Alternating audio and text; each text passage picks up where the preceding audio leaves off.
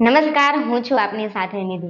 ઈડીની ટીમે ગઈકાલ ગુરુવારે દિલ્હી એક્સાઇઝ કેસમાં દિલ્હીના મુખ્યમંત્રી અરવિંદ કેજરીવાલની ધરપકડ કરી હતી। આ મામલાને લઈ રાજકોટમાં આમ આદમી પાર્ટી દ્વારા વિરોધ પ્રદર્શન કરવામાં આવ્યો હતો।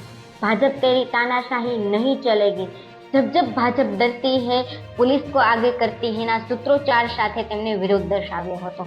ત્યારે પોલીસ દ્વારા આમ આદમી પાર્ટીના કાર્યકરોની અટકાયત કરવામાં આવી હતી।